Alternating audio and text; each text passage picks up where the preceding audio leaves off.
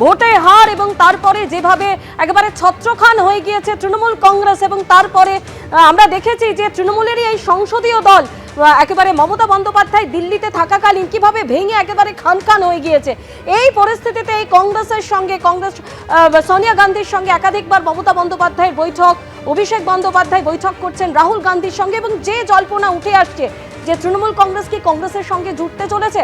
তুমি যেমনটা বলছিলে যে কংগ্রেসের একাংশের তরফে যেমনটা জানা যাচ্ছে যে তৃণমূলের সংযুক্তিকরণ নিয়ে একটা প্রস্তাব দেওয়া হয়েছিল, সেই জায়গায় দাঁড়িয়ে তৃণমূল কংগ্রেসের অবস্থান সম্পর্কে কি জানতে পারছো?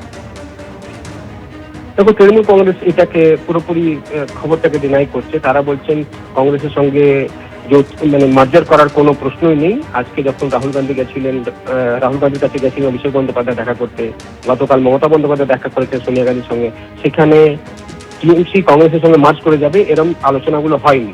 তারা ডিনাই করছেন। হতে পারে কি যে প্রস্তাবটা দিচ্ছে কংগ্রেসের তরফ থেকে সেটা এখনো টিএমসি অ্যাকসেপ্ট করছে না, তাই তারা ডিনাই করছেন।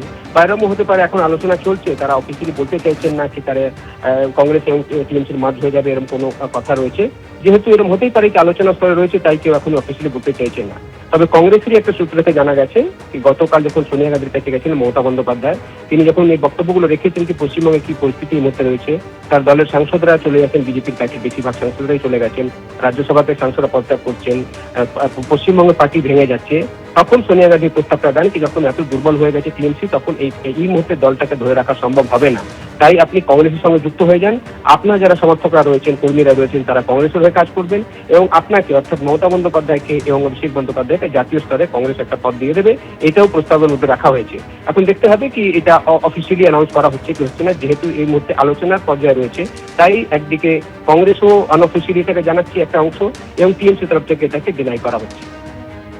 ধন্যবাদ বিজেন্দ্র। का भविष्य क्या देख रहे हैं? क्या ममता बनर्जी के पास अब अपनी पार्टी बचाने का सिर्फ यही विकल्प बचा है कि कांग्रेस का नेतृत्व स्वीकार कर लो? देखिए, मैं इतनी बड़ी नेता नहीं हूं कि मैं भविष्यवाणी किसी बड़े नेता का करूं। बहुत बड़े बड़े लोग हैं, उनसे पूछिए।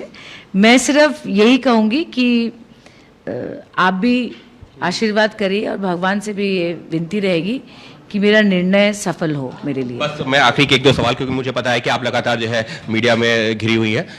ये जो 20-22 सांसदों की बात आ रही है लोकसभा के, राज्यसभा के सांसद इस्तीफा एक के बाद एक देते जा रहे हैं, क्या आप उसी गुट का हिस्सा हैं?